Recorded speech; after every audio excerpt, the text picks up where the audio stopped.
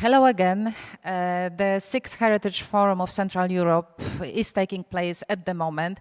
We are very sorry for a little delay, but unfortunately, technology sometimes is a little bit stronger than the will and expectations, but we are already on. And I have a great pleasure to start the session, the panel discussion that will present the key findings of one of the research project that the ICC is involved in. I mean, HOMEE project. I talked about it shortly this morning during our inauguration. But the whole discussion will try to answer the key question how to organize mega events in historic cities using and safeguarding cultural heritage at the same time. And together with me, I have two wonderful people sitting. Dr. Joanna Sanetra-Szeliga, who will chair the session, and Professor Jacek Purchla, who is not only the founding father of the International Cultural Center and the creator of this format of Heritage Forum of Central Europe, but is also the key person of that project. Joanna, the floor is yours, and I'm looking forward to your presentation and findings of the project. Thank you very much. Good morning, everybody. Welcome to the panel on mega events in heritage-rich cities. It is certainly our pleasure to share with you the result of our 3-year-long project. And the project could not have been done without our great team members, who I will be introducing throughout the panel. And of course, without the support of the Joint Programming Initiative on Cultural Heritage and the Ministry of Culture, National Heritage and Sport that administrates the initiative in Poland. Cultural mega events, European capitals of culture, but not only, have been undergoing a significant evolution over the last 30 years or so. They are no longer perceived as cultural festivities, just used to boost the cultural offer of a city. Historic cities or heritage-rich cities take those events as opportunities for development, but also as a threat to cultural tangible and intangible heritage. And to answer the question that Agata just said in the beginning of the session, our recommendations, the recommendations of the Charter for Mega Events in Heritage-Rich Cities, the final outcome of our project, which are the basis, the structure for this session, are meant to be a useful tool to help cities take advantage of the opportunities offered by large and mega events and mitigate the risks for cultural heritage. The aim of the session is to present the Charter, but mostly to trigger discussion on challenges faced by historic cities or heritage-rich cities that organize large and mega events. While it is true that COVID-19 pandemic has had a negative effect on the event industry, this time now can also be used as an opportunity to rethink the way events are organized, to rethink the way mega events operate, and using our charter, we hope, will help develop new event strategies in heritage-rich cities. The session will start with an introduction to the project and to the chapter, and then it will be followed by a discussion with our experts. And finally, we will have a chance to listen to commentaries by 3 HOMEE research partners on the future of the events. Before I introduce myself, actually, because unfortunately we have technical problems and our coordinator of the whole HOMEE project, Professor Ponzini, was not able to connect with us this time. Before I start the presentation on the HOMEE project, I would like to invite you all to our chat, where my colleague, Piotr Knaś, will be moderating the discussion and conducting little surveys on your opinions on the matters related to the session. Piotr is a member of our HOMEE team, and he works also for the Małopolska Institute of Culture in Krakow, when he runs the research and evaluation projects.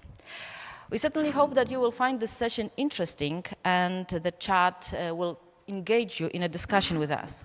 Please use it as a platform to interact with us, to ask questions, to present your opinions. We will be happy to share them throughout the session and mainly at the end of the session, and we'll take a couple of questions from the floor to our experts. Let me start with the presentation right now. Our project started almost 3 years ago, and it was developed by a number of partners. We are going to see the presentation that focuses on, first of all, the charter and the project itself. Our charter is focused around 4 key themes: context matters, planning legacies, inclusive governance, communities, and identities. And we hope that you can see the text of the charter in our website. Piotr will give you the address to our website when you can actually read the whole recommendation part of our charter. And finally, in the end, I would like to take a few moments to talk about the reuse of the charter. Well, starting with the first thing about our project. Our approach was to analyze the preservation of cultural heritage in mega event planning, in close interactions with key institutions, policymakers, and experts. Our project was not only a research project, but we also took great care to validate our findings with experts in the field.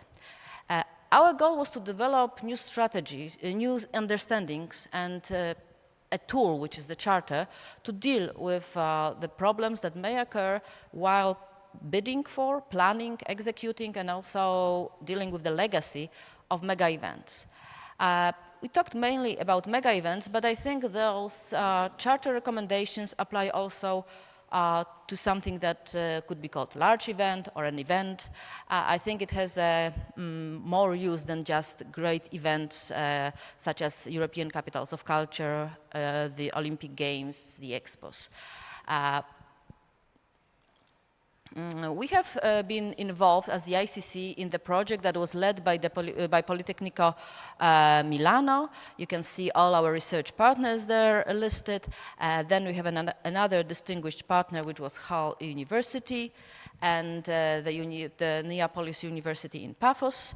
Well, and us, the International Cultural Center. So you had 4 research centers involved in the project. And what we have done, we have first conducted a literature review and then done the case analysis, which I'm going to talk about a little bit later. Apart from our main research project, we managed to involve in the whole endeavor a number, as you can see on the slide, of institutions around Europe that helped us and supported our work, our research, and also the validation of the final result, the charter. You can see that there are a number of organizations also here in Poland, as well as in the UK, Italy, Cyprus, Russia, etc. So far, our project has not only produced the final charter that you can browse through on our website, but on the website you can also find other outputs of the project, which is the literature review, which was the starting point for our research, for our analysis.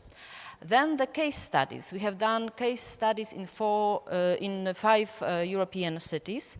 We wanted to see how heritage interacts with planning, bidding for, and organizing finally a mega event. Those case studies were Wrocław, Paphos, Milan, Hull, Genua. Yeah, those are 5.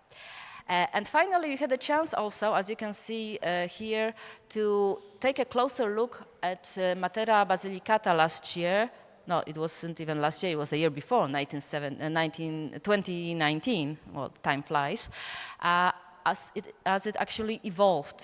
We had a chance to actually treat it a bit as a laboratory for our research during the year when Matera held the title of European Capital of Culture.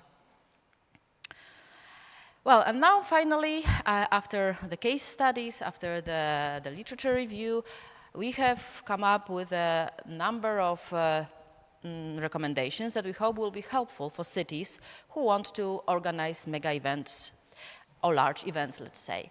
That charter is a result of our research, but it was heavily validated with experts in the field. We have had last year a number of workshops, a lot of input and feedback from people who actually organize mega events. So I think it's a well-designed product of our project, and we hope it will be helpful for everybody who deals with mega events. There are 4 themes, 13 principles, and also 51 recommendations to help cities take full advantage of heritage and the opportunities that mega event presents without compromising cultural heritage and mitigating the risks that might occur while the mega event is in progress. As you can see, we have those 4 themes. It's context matters, inclusive governance, planning legacies, as well as communities and identities. We have grouped the recommendations around those 4 themes for us to better understand how it works. Those themes are also followed by a much more detailed explanation in the pages that follow in the charter. Context matters. Let me give you an example of what we found out in our research and how we structured that. The different institutional settings in place are relevant in terms of what can or cannot be accomplished throughout mega events in relation to heritage. What it meant was for us to stress that the context, the local context really matters, and that if you organize a mega event, you have to take into account the fact that it cannot be just copy-pasted from another city. It has to actually involve local stakeholders, involve local heritage, and deal with local problems. What is important, and not always happens actually, is planning legacies, planning for what comes after the mega event. And if we don't do it beforehand, it's very difficult to actually have long-term results. So that's why a number of recommendations in our charter deal with planning legacies, how it should be actually done. Then we have inclusive governance. Mega events in heritage-rich cities typically imply complex processes whose governance is crucial for both mega events and heritage.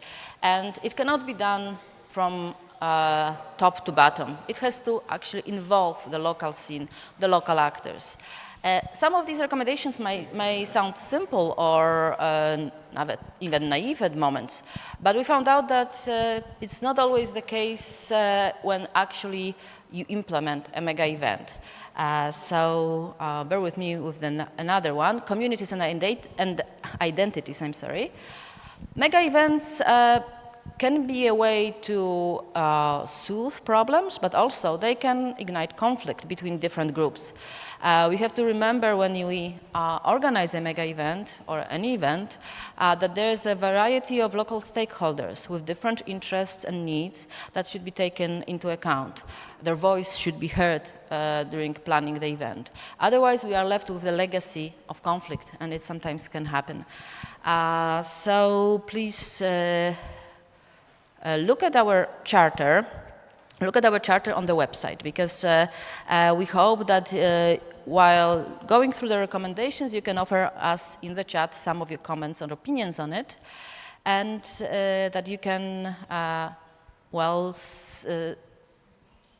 share it with people who might be interested in applying those recommendations in real life practice.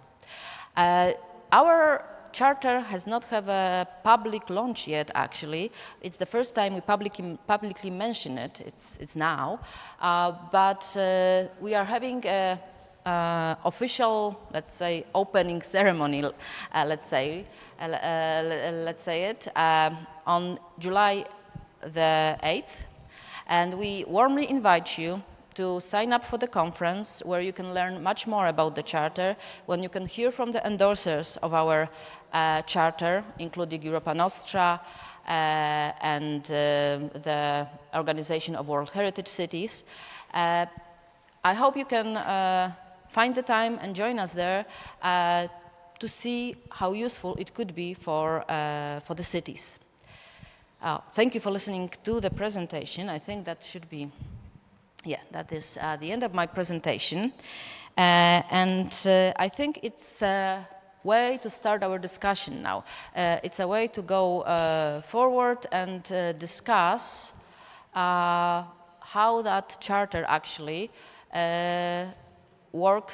could work in real life, and what is the experience of people who deal with cities and heritage when it comes to mega events. I have with me two guests, two special guests. It's Kathrin Deventer and Hubert Mącik. Kathrin is Secretary General of the European Festivals Association. So, as you can see, she represents one side of our equation, well, the festivals, the events. She's also co-founder and board member of the European House for Culture and a member of a strategy group of A Soul for Europe. Her special interest lies in culture and its role in civil society engagement and issues connected to the recognition of the importance of culture in society. Welcome, Kathrin. On the other side of our equation, we have heritage, obviously, and in our panel it is kindly represented by Dr. Hubert Mącik, Director of the Municipal Monument Conservator in Lublin since 2012. He has a PhD in art history. He is also a lawyer interested in the preservation of historic cities, the history of architecture, and the history of Lublin region as such. And last but not least, let me introduce Kozioł, a member of our HOMEE team and the head of the team for dissemination and knowledge at the National Heritage Institute. She's a project coordinator, trainer, author, and editor of various publications on the use of cultural heritage in local development. And Anna will be co-chairing the discussion with me. So, without further ado, I would like to start the discussion. I hope Kathrin is here with us. I can't see her on the screen somehow.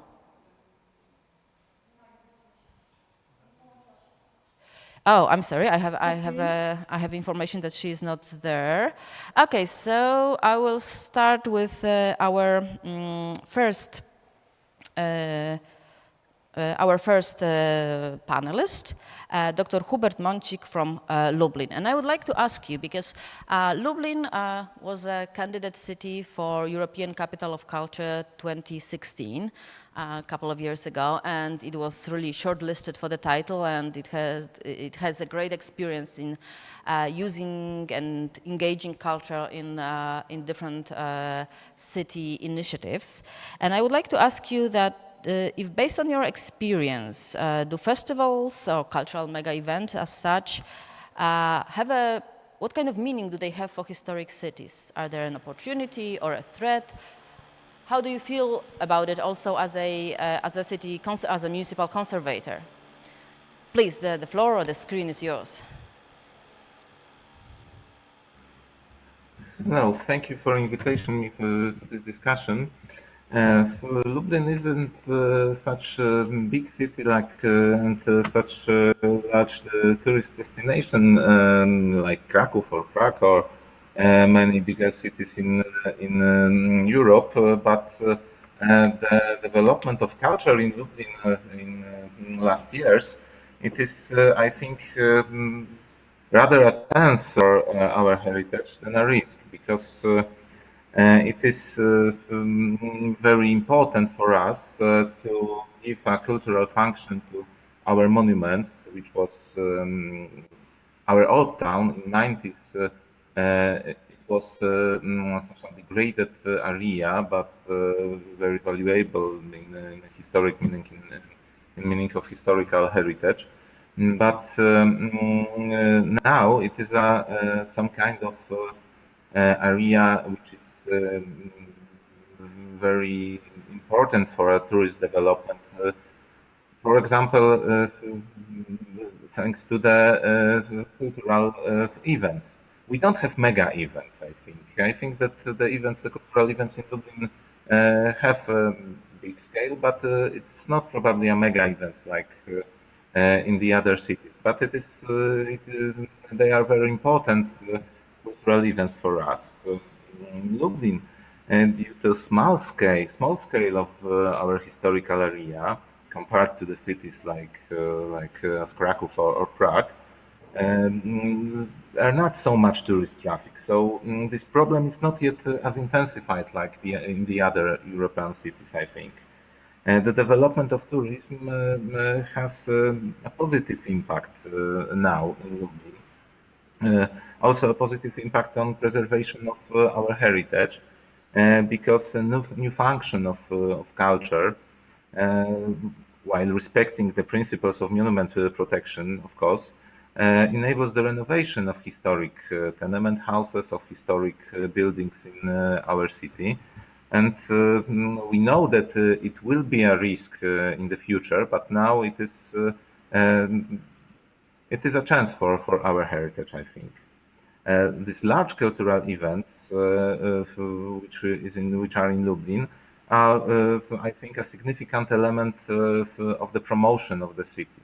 The important thing is that these events are mainly closely related to our heritage and history, especially the events which are organized by our cultural institution, the workshops of culture, in Polish Warsztaty Kultury, are mostly based on local history and local traditions. For example, the Jagiellonian Fair, Jarmark Jagielloński, is based, it refers to the fairs which in the 15th century were one of the most important trade events in all Central Europe. In this time, Lublin was located on one of the main trade routes in Europe, in Central Europe, from East to West Europe. Also, for example, the Urban Highline Festival, which is the part of the Karnaval Sztuk Mistrzów, Carnival of the Magicians, I think it is a good translation, is inspired by literature, by a character of Jasza Mazur from the novel of Isaac Bashevis Singer, The Magician of Lublin. So these events are not are mostly related with our tradition, and the role of these events is also the promotion, the tourist promotion of the city, and the promotion of the values of the city to the inhabitants of Lublin. It is very important, I think, because the Lublin Old Town, a few years ago, it was an area where inhabitants of Lublin not to go. It was degraded area, unsafe, but very valuable. And so much work was done then to disenchantment this status, this thinking of this area in Lublin inhabitants that think that thought that this area is place unsafe. Today it is most intensive use place, public space in our city. So I think it is very important, and the risks for the preservation of the cultural heritage in Lublin are not high, I think, so far. Adaptations of monuments to the new functions are doing under conservators' control. Organizers of cultural events cooperate with officials, which was responsible for the protection of heritage. And the large events do not have negative impact in Lublin on the monument yet. I know that in the future it will be also a risk for this, but now in the current state it is rather the chance for promotion and for adaptation our heritage to new use, to new functions, to new good functions, because I think that cultural use is a good function for monuments. So I think that's very general, but I don't know. I think you made say something new. Yes, I think you made a couple of very valid points here, and I think that Lublin is quite an interesting example, because it's not as you said, not a big city, and the events that you organize are maybe not the size of the Olympic Games, but still festivals Yes. play an important role in cultural life in Lublin, and the legacy of being a candidate city for European Capital of Culture actually is. Well, it's still visible, right, with the involvement of people and a different approach to heritage. Especially in involvement of people, of inhabitants of Lublin, especially. Yeah. So you mentioned that you mentioned mostly the positive parts of this ECOG bid, and it had the positive effects it had on the attitudes of people and attitudes of local authorities towards heritage. But you mentioned also the risk. The risk, they're not there yet, but that can appear. And if you could tell us what risk do you expect, or what risk can we see in the nearest future? Especially, I think the most important risk, like in the other historical cities, is the fact that the old historical urban area will changes its functions, and especially it may cause that inhabitants of this area will be moved to the another district of the city. But multifunctional of historical area is very important, and I fear that the development of tourism in Lublin may cause that the old town of Lublin will be the only tourist area, not the normal city, not the normal part of the city, multifunctional part of city, like in history, but only the tourist area. It is, I think, most important risk topic. Yeah, well, one of our recommendation is talking about this need to spread the events within the city and to discover other undiscovered places and lost heritages. Do you think that that might be a solution? Yes, that can... and we do. We do it also, the workshops of culture, our cultural institution, which organize these events, organize it also in the other districts of the city, not only in the old town, because the old town in Lublin is very small. It is a very small area, and it is very important to give inhabitants of Lublin and tourists space in the other part of the cities, which also are very valuable. Thank you very much. Yes, thank you very much. And I would like to see that our other guest here, Kathrin Deventer, is already here with us. I'm great, thank you that you are here. And I see that Davide has managed to connect. I hope he can take the floor right after our discussion to maybe add something to my impromptu presentation in the beginning of the session, so just be a little bit patient, everybody. We'll hear from our coordinator of the project in just a few minutes, but before that I would like to go back and turn to our distinguished guests, and we have Kathrin, as I said. I already introduced her, and I would like to ask the same question to Kathrin actually. What do you think festivals or mega events mean for the cities?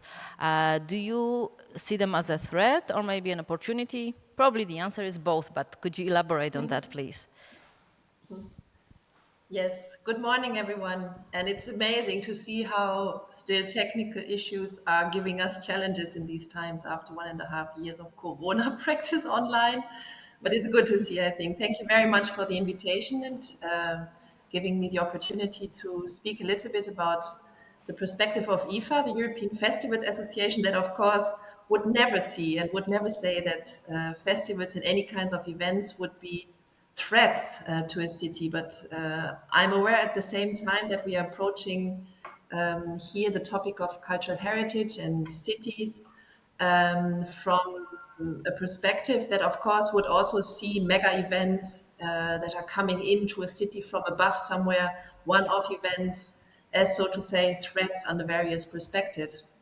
But maybe it's interesting to make a little bit of a distinction between the different kinds of festivals. For instance, the IFA, the European Festivals Association I'm representing, is a network that is basically putting together around 3,000 festivals connected through various programs from the non-for-profit sector, non-commercial sector, sometimes greatly funded by public money, often arts-driven, artists-driven, locally very strongly embedded in the context for decades. Think of Avignon, think of Edinburgh, and so forth.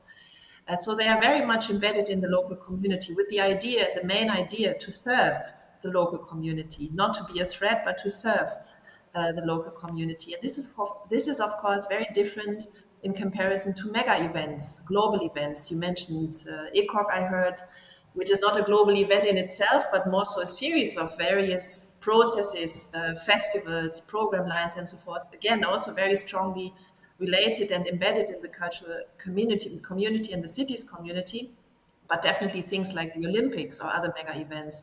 These are, as I said, often commercially driven and not per se demanded by the citizens or the people of the city. Or they are not per se using in a certain artistic or social way the historical sites, but they might see them rather as obstacles to prepare the logistics and anything that needs to be prepared. So what's interesting, I think, in this pandemic time now that we have witnessed is that we see this big difference. I think for big event organizers, of course, they were heavily hit economically as well because they simply didn't happen. Of course, arts festivals as well, but it's much easier for arts festivals now, for cultural festivals to restart because they are, as I said before, they are very much embedded in the local community and they come from the local necessity. I mean, audiences demand their festivals back. And it's not per se that audiences demand the Olympics back in their city or something like that, or other big mega events.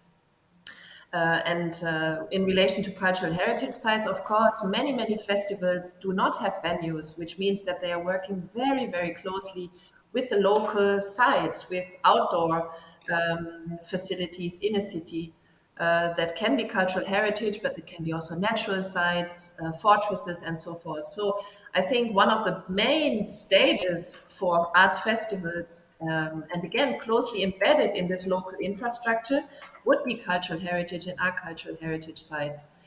And I can refer to Merida and the amphitheater in Spain, or to Aspendos at the big amphitheater there, just to mention too, the entire city of Avignon basically becomes a platform for the arts festivals during summertime. And I don't think that these kind of events that are weighted and wanted by audiences would in any means show a threat, but really is a result often of a year-long activity, collaborations with local schools, with social centers, with all sorts of educational and civil society activities. So I think this is one of the very important remarks to make, first of all, that we have to make the distinction between different kinds of events and the city. The strongest link between an arts festival and the city is its community, is the audiences, and it's not the economic revenue, let's say, for an arts festival to gain after a year. So for me, a big question for mega events, for big events, is what kind of opportunities maybe they see now after the pandemic or with the results of the pandemic to rethink this model and develop indeed new visions to be more locally embedded in relation to cultural heritage, but also in relation to community building in a city than before, and to be part of, to be an element of the ecosystem in a city that is in a way going away from this monocultural exploitive sense of a space and a place in a city to a more ecosystematic embedded sense of events within a city and within a community of a city.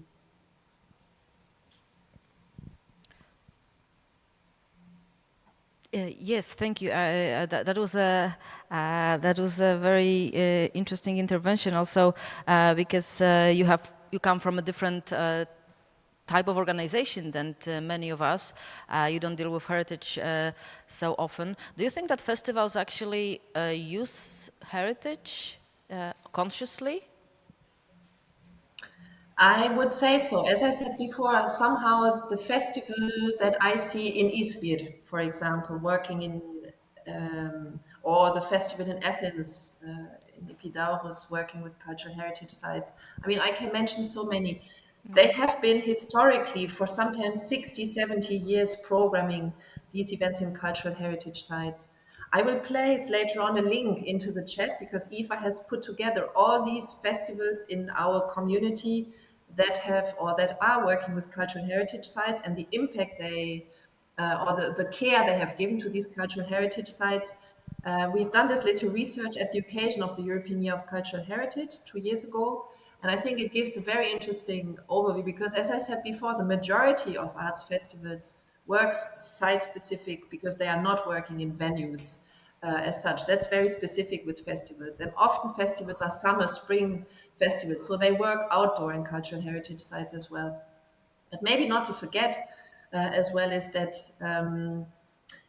festivals are not using only or programming the space, but they are also interacting with audiences, which means that they are not only very deeply connected to the local identity of the space, but also to the identity of the community, which means that through programming in cultural heritage sites, there is a certain awareness that is raised to this cultural heritage in a city. And there is an opportunity, in a way, for a festival together with the city to tell the story and the narrative not only of that cultural heritage site and what it was in the past, but to bring it into a meaningful narrative and into a meaningful conversation in present times.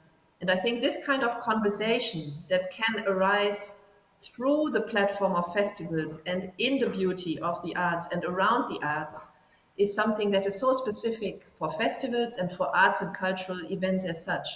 So, of course, again, when I speak about more commercially driven festivals, it is a little bit different because there the prime objective would be a profit at the end of the event. Right. But I have talked also in the last couple of months with colleagues in the frame or in the field of these kind of mega events, and they wouldn't be able to do their work anymore if they wouldn't take into consideration issues such as sustainability, ecological, human, artistic, cultural, if they wouldn't take into consideration cultural topics such as the cultural heritage of a city. So I think we cannot afford ourselves anymore to this kind of monocultural, exploitive sense of sites, of cities, of places, and of communities. But we are approaching this more and more in one let's say ecosystem. And there is one sentence that is still very close to my memory that we discussed in one of our sessions that we are organizing with the European Festivals Association for 2 years now, more or less, between festival makers and cities representatives, responsible persons, mayors sometimes of cities.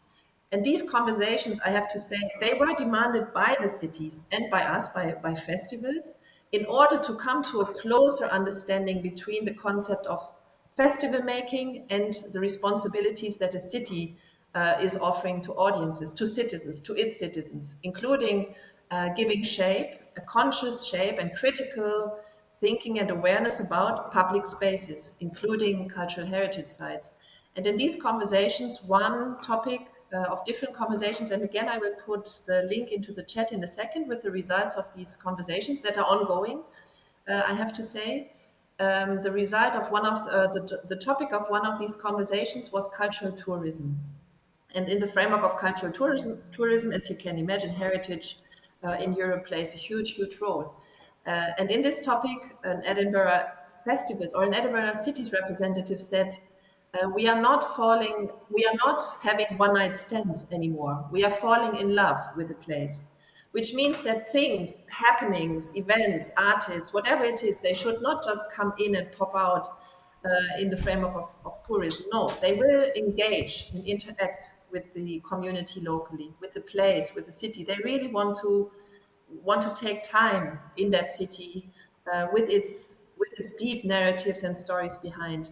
So festivals, of course, give a fantastic access point once somebody is in a city to enter into those city spaces, into public spaces, not just the concert halls, but in particular those city urban places and spaces that are so unique to a city, which are the cultural heritage sites. So yeah, maybe to conclude on this topic, I think fascinating ideas and initiatives have come out of these conversations in the last, particularly 15 months, in which we had the series of exchanges between mayors, cities, and festivals. And one very concrete result, shaped by a consortium of 7 cities, including Bergen in Norway, Belgrade in Serbia, and the fortress, the heritage site there in Belgrade, Rotterdam, Ghent, a city in Flanders, Edinburgh, and many more, Krakow in Poland, is that we would like to propose to the cities a festival city seal. It is a seal that is giving recognition and acknowledges the contribution of a city to embrace an active festivals life in a city. And the attention on cultural heritage, but also on many other things, play a role in this development for us of the criteria and the conditions for such a seal. So I would be very happy, of course, in the course of the follow-up of this conference, to have a conversation with you and to see in how far in the development of this seal with the cities together we can make sure that cultural heritage is mentioned and is indicated in the correct and in the right way in our proposal. Yeah, definitely. I think we would be very interested to discuss that, because it's a very interesting initiative on your side. And while I'm sure that heritage is already included there, maybe we could have some sort of discussion on it, and maybe we can both contribute both sides can contribute to something with that seal. So thank you very much for this initiative. I think Anna had some more questions for you. So please, Anna, go. Yes, thank you. I'm so happy that you're here with us. So you brought up a lot of interesting questions and issues, and it's really food for thoughts, and that's great. And you mentioned communities and identities, and for us, when we were preparing the HOMEE Charter, that was also a very important question. How the festivals are working with the communities and identities, the people's memory, and how can it translate to civic engagement? I know that civic engagement and participation in culture is at very heart of interest, but do you have any good example of that festivals used memory and locality to boost the social participation? Have you seen that? And can you share these examples with us and your thoughts? Yeah, thanks, Anna, for this question. As you can imagine, there is so many of these examples of festivals that are, of course, engaged and embedded so deeply in their local communities and see it as one of their tasks to contribute to the exploration of the identity, the local identity, the community that want to increase or allow access to cultural heritage, but to the stories in a way that combine a community and that bring a community together on a local level, first of all, of course, but also on a much broader level than the local level. And here, of course, the European, let's say, identity or the European dimension for an organization such as IFA is something very important. And the question, like for ECOX, by the way, and Lublin had, of course, to reply to these questions, is in how far cultural events, festivals, ECOX, in how far they can contribute to such an identity, also on a European level. And this is a question, why IFA, I mean, without this question that keeps festivals busy, this question about identity on various levels, from the local to the European in a global context, because, by the way, I see the European identity and the European dimension only relevant or very relevant in the context or as an intermediate step towards a global community and a global task that Europe is playing. If we wouldn't be busy with these kind of topics, IFA wouldn't exist. Festivals wouldn't exist, because festivals are not just a mere presentation of a series of artistic performances. Festivals themselves play or have a narrative. Festivals themselves start this narrative always from a local point of view. There is no such thing as a serious festival that is just a franchise product. Every festival is colored and is given by the local community, even, or in particular, also the international festivals. For me, there is no contradiction between an international festival and its locality. It will always be a local event happening in one place, and the entire international program is interlinked on the artistic level, on audiences level, on all levels, economically, financially, sponsors and so forth, to a global community. So I think this is a very interesting pattern. And by bringing these topics of different dimensions of identities from your neighbors' relations that you have, from relations you have with your kids, through kids programs, from relations between people, basically, to bring these relations, this set of relationships from your family relations to a global relation of topics, is something that a festival does through not only the artistic programmation and the narrative behind the artistic programmation, but also through so many activities, even throughout the year, not just during a period of a festival, that would be kind of called outreach activities. They would include educational programs, they would include talks, they would include programs together with schools, and they would include also initiatives that are jointly initiated by the city and by a festival, by cultural heritage sites. For instance, a fantastic example, I have to mention it again, I mentioned Belgrade before, is Belgrade. The fortress of Belgrade, of the city of Belgrade, is the host of more and more festivals in that fortress. Why? Not just to sell tickets, because most of these events are for free. No, it is because they want to create this fortress and the whole cultural heritage site there on the mountain. They want to create it as a meeting place, as a safe place, as a place of peace and of people joining and coming together. And if there is one thing, I think, if you allow me to say that once again, that this pandemic has showed us is the value, the intrinsic value and characteristic of festivals, which is bringing people together, meeting each other. And in this pandemic, this meeting each other in health and in peace has become such a huge value.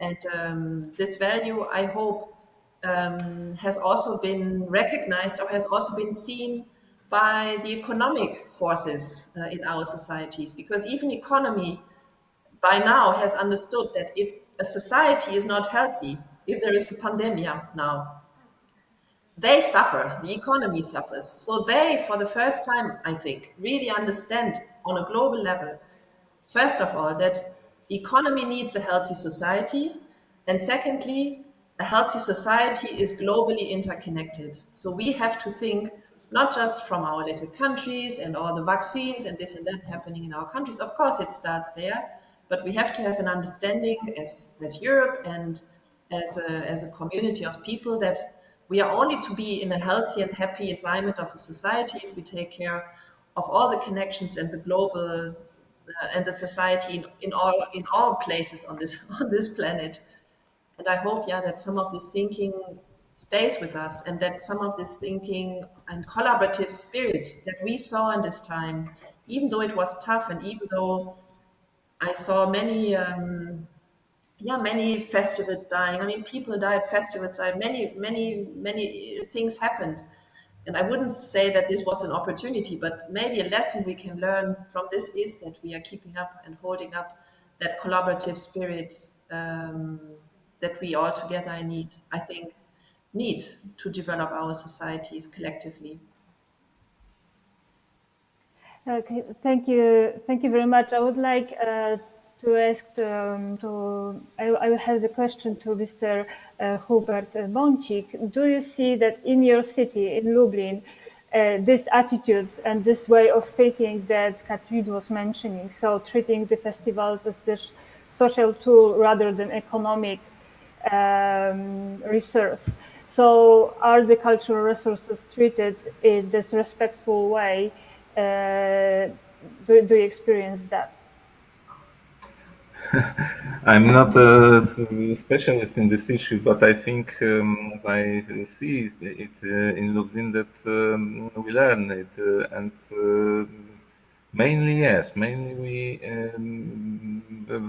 are interested in the social impact of this festivals, of this event, rather than the economical. But I think it is a question to colleagues from the workshops of culture, which are very good at it, and they are very, how to say, wrażliwi społecznie in Polish. I don't know English word for it. Sensible, But sensible. yes. Socially sensitive. Socially sensitive. Yes, it is the correct word. Okay, so we should head toward the end of our discussion because the schedule is the way it is. I'm so sorry to finalize the debate. So the last question, the question that we are all wondering, and I think that we all are going discuss a lot during this conference. So the future. What should be the place of cultural heritage in those renewal agendas and regeneration plans that we see? How do you find this debate? Is there enough talking about cultural heritage or not? And what should we do to be more present in those discussions, especially from the point of view of cultural heritage? Because with a New Deal, we will see a lot of adaptations, for example, of monuments to these new challenges, and that's a quite important conservation question as well. So, if you could, from your perspective, answer to that question. Who So starts? maybe Kathrin, if you could start. Okay, I'll start. I think to put things such as cultural heritage on the agenda always means to have a collective, to organize oneself, and to organize oneself in a civil society, kind of community, meaning that no single city, no single cultural heritage sites will have any impact on any change, I think structurally. Of course, sometimes ad hoc and locally can happen, but I think to have impact with these kind of topic, or not these kind of, with topics as such, that at the end needs, of course, the necessity of a certain sector itself, of the heritage sector itself, needs a very strong political dialogue at the end. And this political dialogue for me is not anymore the advocacy or lobbying work from that time before, in which we have a we and the other kind of thing. I'm really very much fond of a conversation that happens around the table, and in which we identify jointly the responsibilities and the added values that different parts in society, different sectors can take to come to certain solutions. Hence, for example, the Festival Cities Alliance. It is an attempt for us to tackle those joint agendas that festivals and cities on the local level touch upon, in order to exchange what can be the contribution of the festival and the city, the added values of both parties, to come to certain concrete implementations and on a certain term.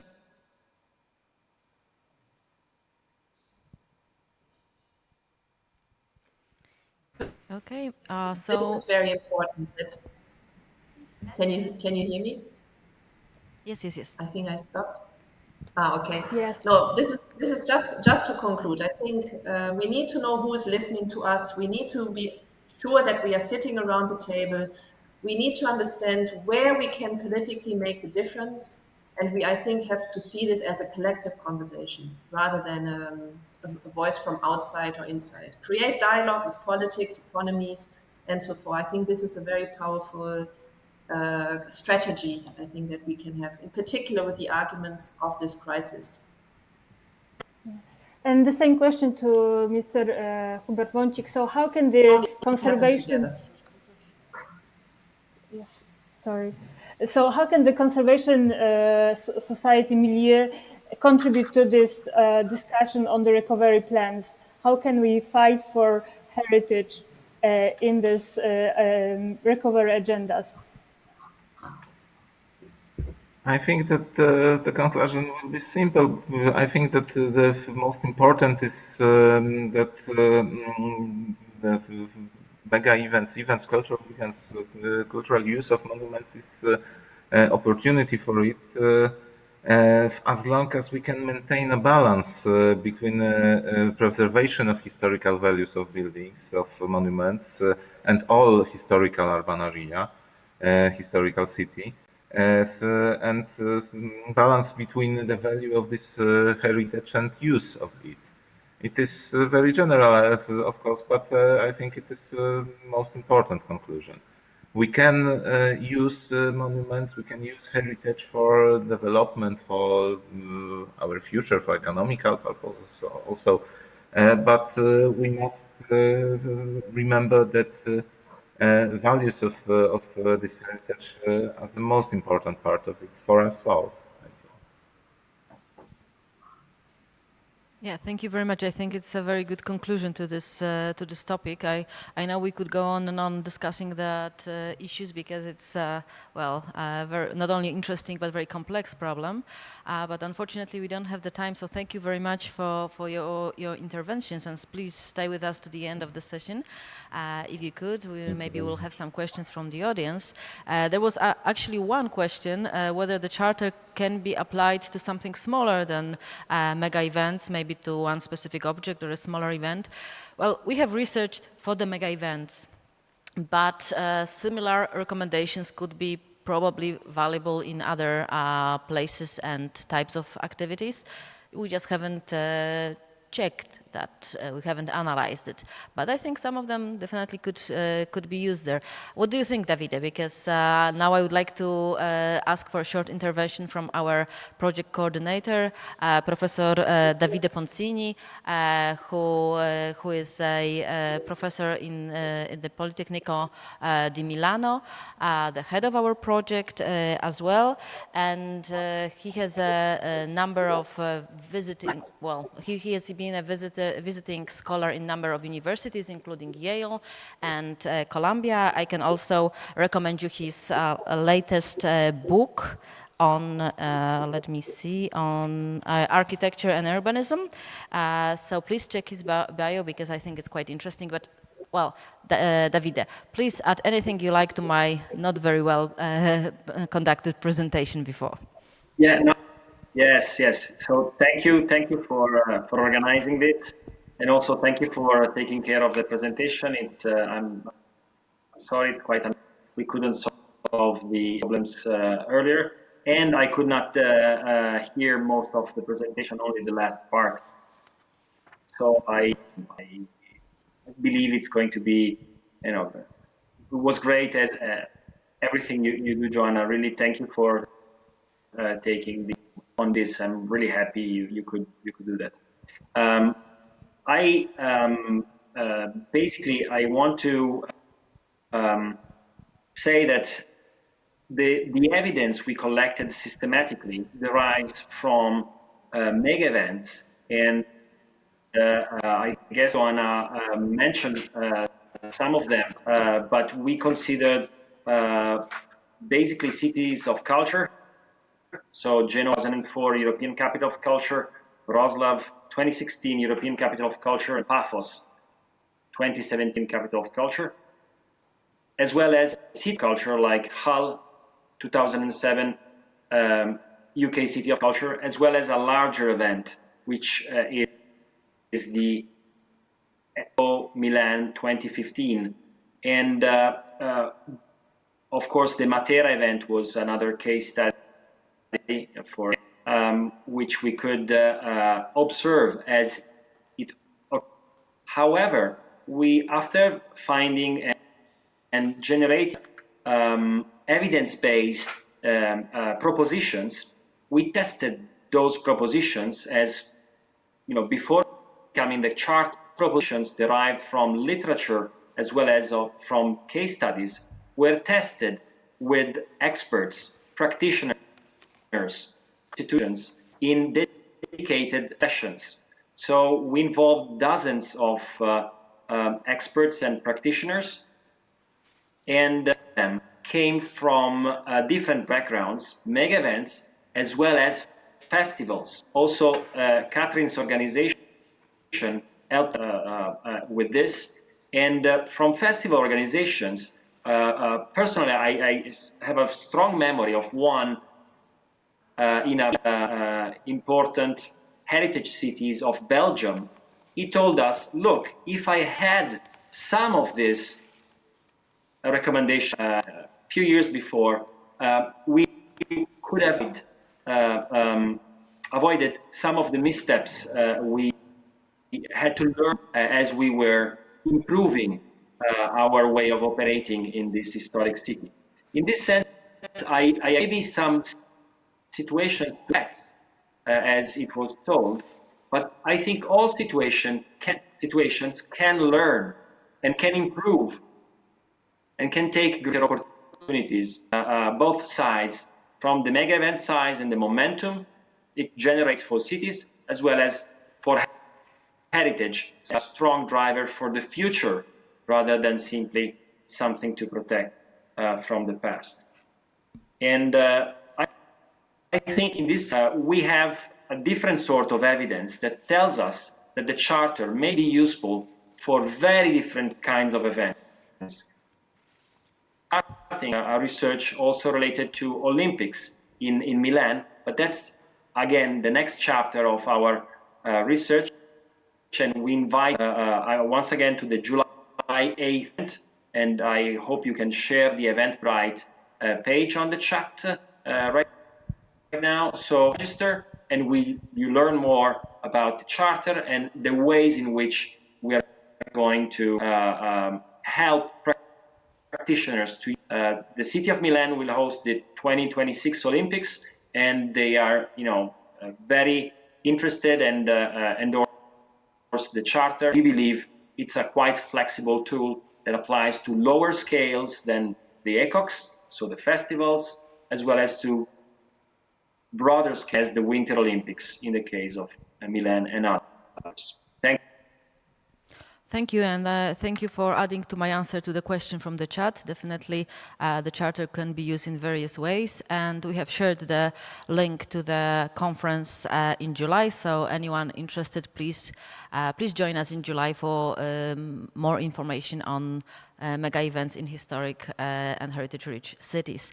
And right now, I would like to go for a quick check to our Mentimeter, and I would like to ask Piotr Knaś to share with us the results of the surveys that you have done during the discussion before. Please, Piotr. Hello, we have our results, so please show the first link to our results, if I would like to ask.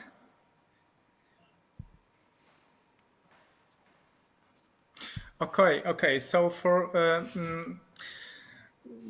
so if you can see, for most of us, we can see the opportunity that this is more significant than a threat. So we can say that the events play a very important role, and this is an opportunity for heritage more than a threat. And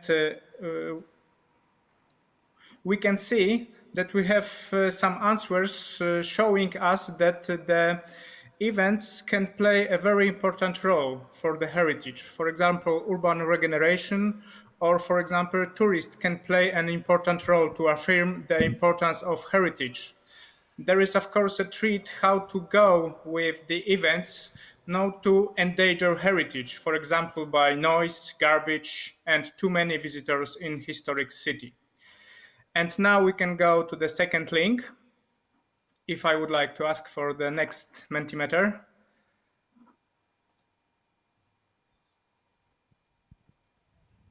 Can we show the results, the second link? Okay, so we see it. What is the most important for events to coexist well with the heritage? So our audience of our conference say the most important is understanding the long-term impact for heritage.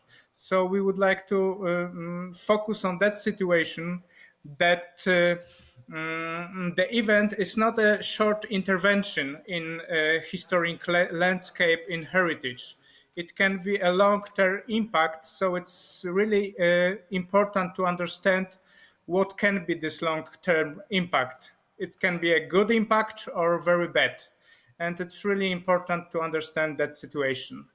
And now we can go to the last third link, in which we ask how will events change after the COVID-19 pandemic? Will they lose or gain momentum?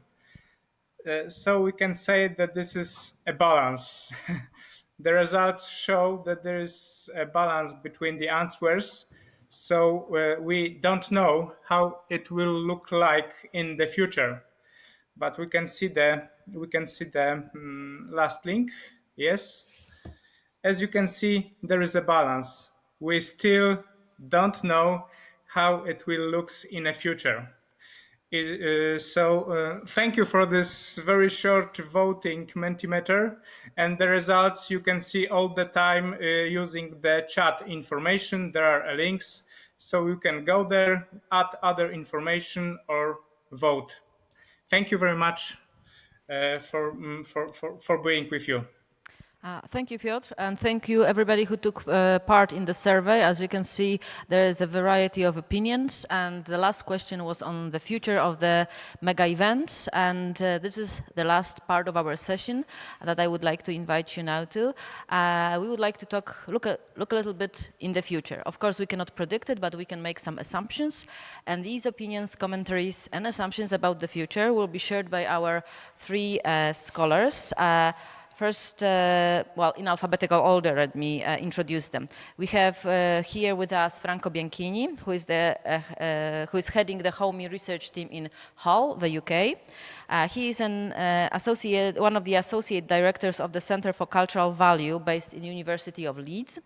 Until last year, he was professor of cultural policy and planning and director of the Culture, Place and Policy Institute in the University of Hull, the UK again.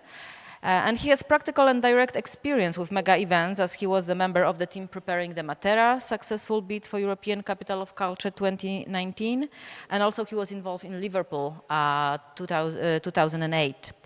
His research interests range from the role of culture in urban regeneration to cultural diversity, interculturalism, and a number of issues, and he has written a great deal of books. Some of them are, well, classics right now, I think. Next, I would like to also introduce Julia. Julia Nerantzia GEORGI is an associate professor at the Department of Architecture, Built Environment and Construction Engineering of Politecnico di Milano, and also at Neapolis University in Cyprus. And she's the leader for our Cyprus team, Cyprus HOMEE team. She served for 15 years as executive professional in landscape architecture at the Ministry of Environment, Urban Planning and Energy, Climate Change in Greece. She has also a great experience with mega events, as she designed and supervised the construction of significant landscape projects for Athens Olympics, well, in the beginning of the millennium, let's say, and also she was involved in Paphos 2017. And last but not least, our very own Professor Jacek Purchla, the founder and long-year director of the ICC, where we are now having the conference. He heads here the Research Institute for European Heritage. He is a professor at the Krakow University of Economics, the president of the Polish National Commission for UNESCO, vice president of Europa Nostra. And as far as mega events go, he has been a jury member in the competition for ECOG titles, including the one in Poland for the European Capital of Culture 2016. His research focuses on urban development, social history, art history of 19th and 20th century, as well as on the theory and protection of cultural heritage. And first, I would like to share with us his comment. The person I would like to ask to share his comment is Franco. If you could please join us here and tell us what you think the future is, what lies ahead of us. Yeah, thank you, Joanna. Thank you for the invitation to the forum. Yeah, I think that we have, it's difficult always to predict the future, but we have certainly a mixture of different issues. Some of them are very specific, some of them are more general, some of them are cultural management issues for the future of mega events, some of them are more like policy issues. In terms of the specific cultural management issues, I think we are seeing, and I am saying these things on the basis of not only HOMEE, but of some research on the effects of the pandemic on European capitals of culture, some research that I have done with colleagues and research students from the Sibelius Academy in Helsinki. So basically, it seems that some European capitals of culture I've understood that they need to do more to support individual artists and small cultural organizations because they have been hit by the pandemic more than the large cultural institutions. So this is, for example, we can see it in Novi Sad, which is one of the European capitals of culture for next year, 22, and also for Eleusis in 2023. There's also one of the things that the crisis has revealed in terms of the future is that perhaps the format of cultural mega events needs more flexibility in order to adapt to the unpredictable effects of the crisis. So one complaint that we got in the case of the Finnish research I mentioned earlier is that perhaps the European Union has not been flexible enough in responding to the needs of European capitals of culture that suffered very badly, especially Galway in Ireland in 2020, last year, and also Rijeka in Croatia, again, 2020. It is easier for some cultural forms than others, obviously. So it has been easier for cultural forms like street art happening outdoors than for traditional performing arts in indoor venues. The crisis has also brought so far additional cuts in cultural funding. So this probably points to cultural mega events in the future being more reliant on grassroots culture and DIY culture on less money, probably. We have a visible growth of new agendas, new policy orientations. One of them is definitely the what we call in Italy cultural welfare, which is called in the UK arts and health.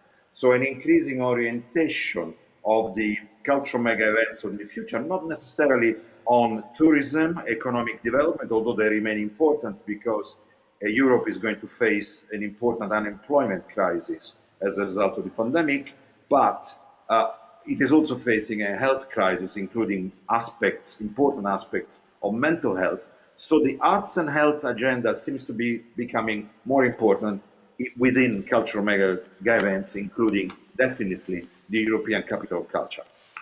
The other obvious conclusion is that we are moving towards more hybrid mega events with an increasing sophistication of immersive digital technologies.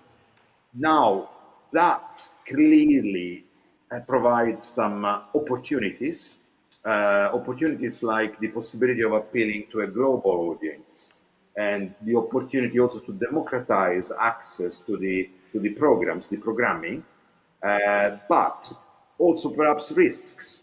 What happens if cultural mega events perceive as a result of the digital strategies a global audience more important than a local audience?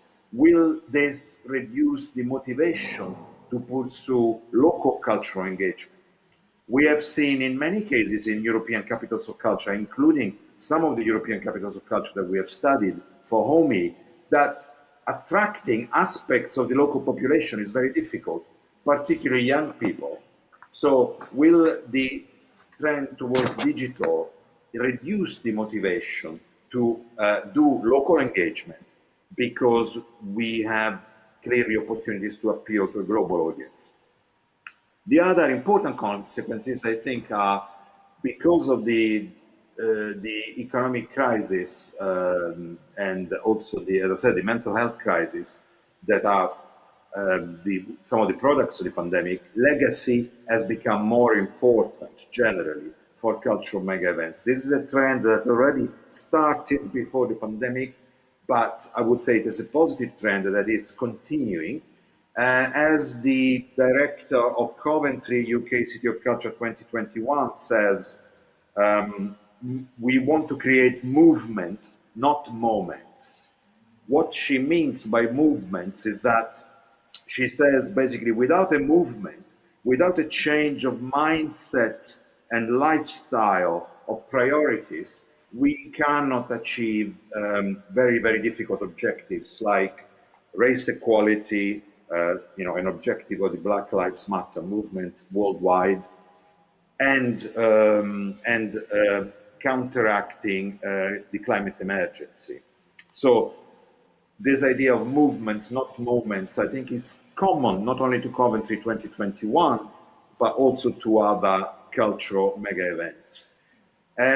In a way, therefore, perhaps we can see some of the cultural mega events that we have studied within HOMEE as the last cultural mega events of a particular season with a particular style, which has been very focused on attracting inward investment, on attracting tourists, a kind of, in a sense, property developer-led model of cultural mega events that is much more difficult to implement successfully now, because we are going to have a period of crisis in the Greek sense, so a period of transition during which we do not know exactly what we are going to do with the central business districts, with the retail districts and the nighttime economy areas of many European cities.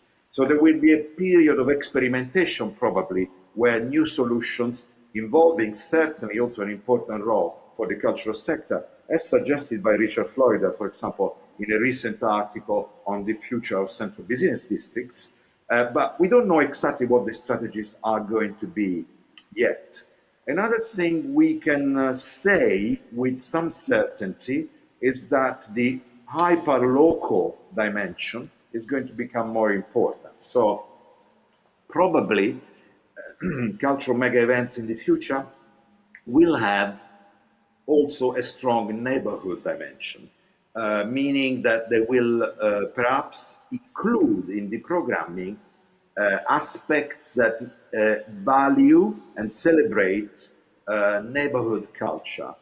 This is in line with a change in urban strategies, away from zoning and towards this idea of the 20-minute city or the 15-minute city, championed, for example, by the mayor of Paris, Anne Hidalgo, which suggests that people in the future will want neighborhoods, local areas that provide culture, leisure. They don't want to travel too much. And therefore, it is going to be increasingly important to have cultural mapping linked with cultural mega events. By cultural mapping, I mean the creative identification of often forgotten, neglected, undervalued local stories, mythologies, cultural resources in a broad sense, upon which you can build cultural programs.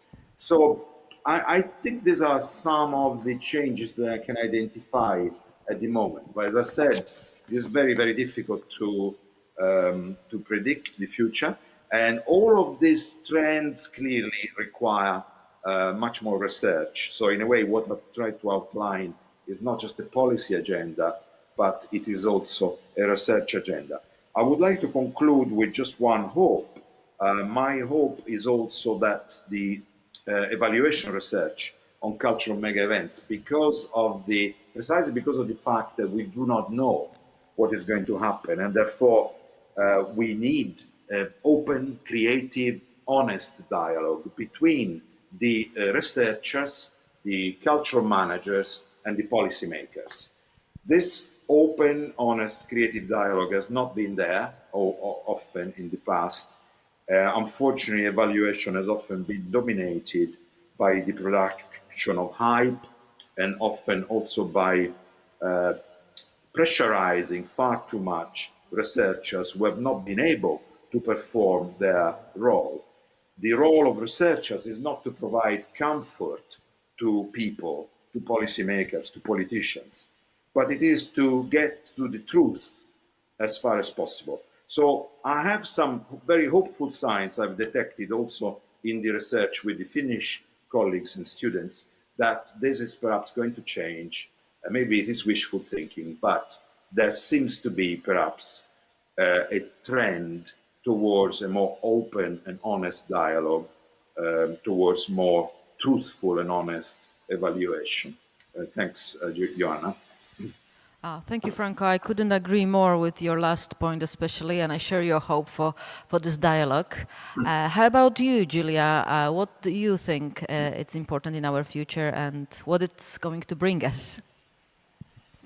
First of all, I would like to thank you very much for the invitation being here and in so interesting discussion. I think that most of, we have heard most of actually from the cases before, but okay, something.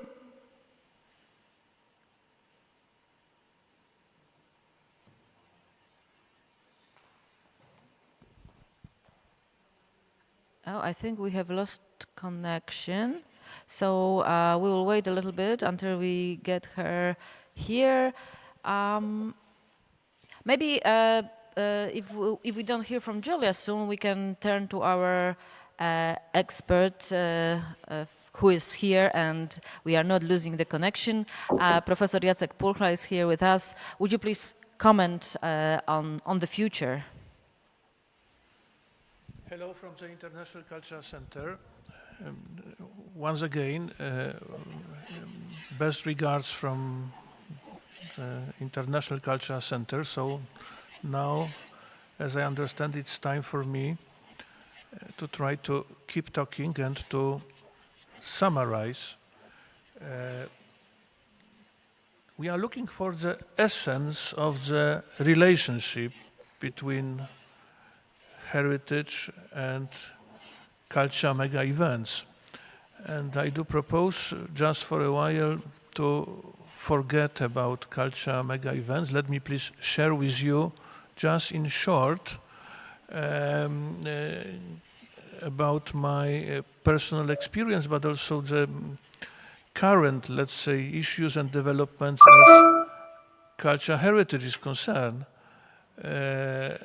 It is banal to say that cultural heritage today is not only a resource in need of protection, but also a potential for future development. But what is essential concerning our project and this relationship with culture mega events, it is also a matter of this very fact that culture is simply our memory and our identity. Even more, heritage is the people. Heritage belongs to all of us.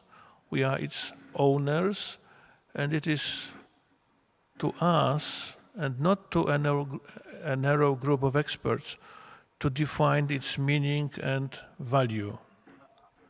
I do repeat, the value.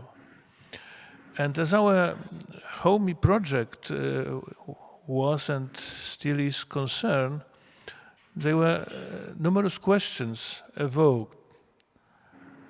For example, what is society's attitude to heritage, to its meaningful but often difficult past? How does heritage shape communities? Who owns heritage and why? What are the social functions of heritage? What do we want to remember and what do we often forget? And so on and so on and so on. Just in short, nowadays there is no doubt that social capital must be given a key role in new strategies towards cultural heritage. And I think that it is a very essential point.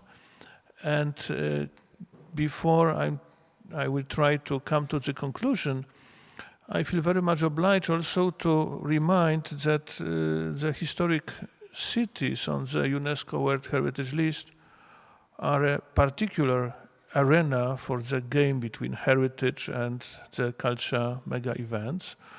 What would be quite helpful concerning this very game is the historic urban landscape recommendation, this new concept, which is not a new category of protection, but a tool for managing the urban historic resources in a time of a rapid change.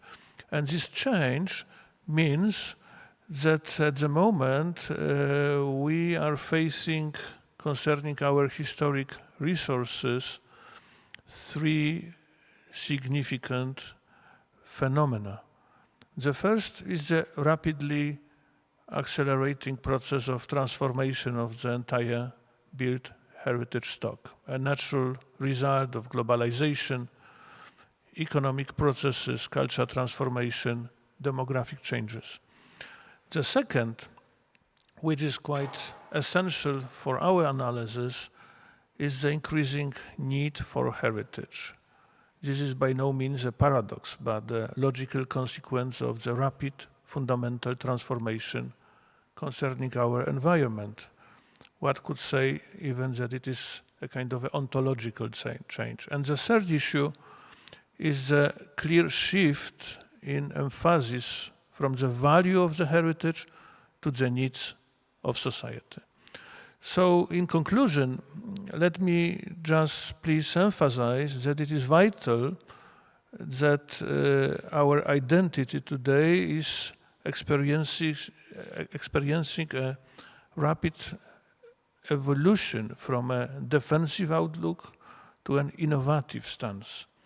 This breeds an increasing need for us to redefine ourselves and open up to others. So promoting the interaction between social capital and heritage is becoming vital for the rebuilding of social cohesion. In other words, in order to achieve these purposes, it is crucial to adopt strategy for developing social capital respecting cultural heritage.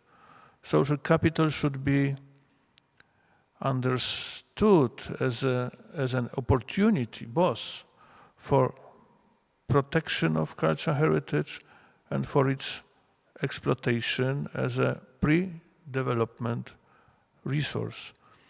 This applies to both tangible and intangible heritage. It is now a growing importance of intangible.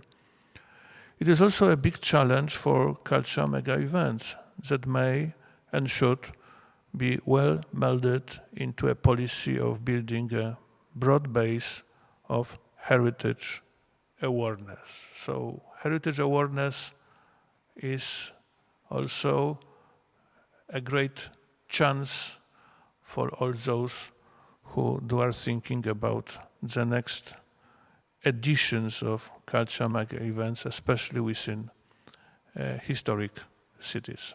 Thank you and best regards from the International Cultural Center and Krakow. Thank you very much. That was from our studio.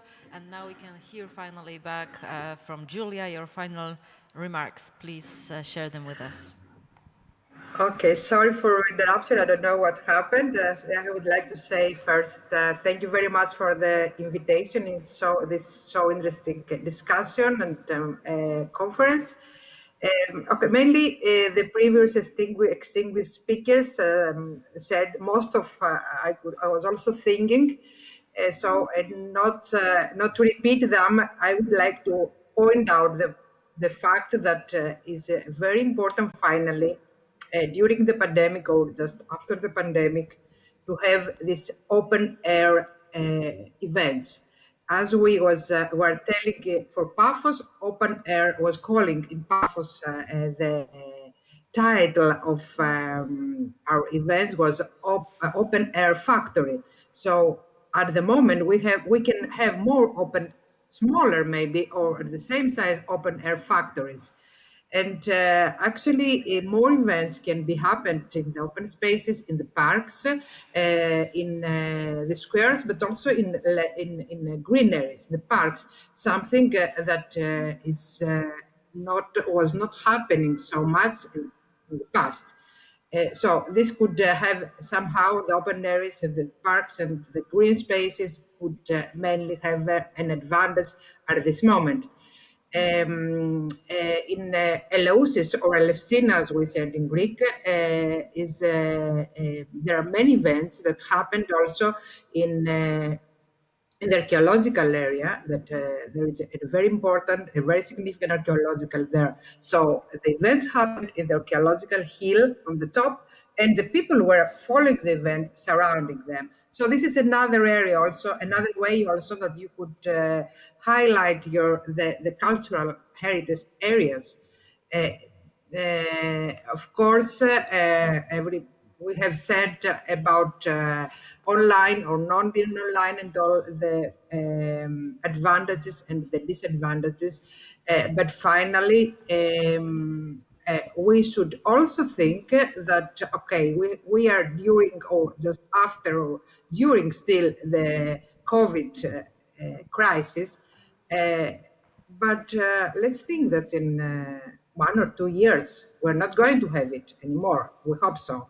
So maybe we can go back and start designing with the same way or with a better way the cultural events. And now also we can keep the advantages that have been created during this time. For example, having also the online and non-online events. So try to keep the main things of that. So let's this is my conclusion actually. Let's try to think positive for the future. Thank you very much. Thank you, Julia, for ending on such a positive note. The pandemic has been very hard on all of us in different aspects of our lives, and definitely we need some optimism and positive attitude.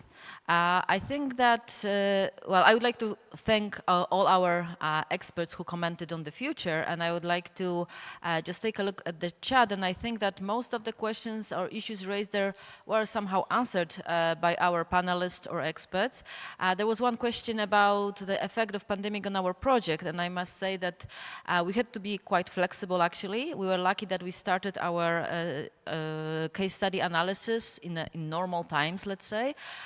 So we were able to travel and collect the data and take the interviews and so on.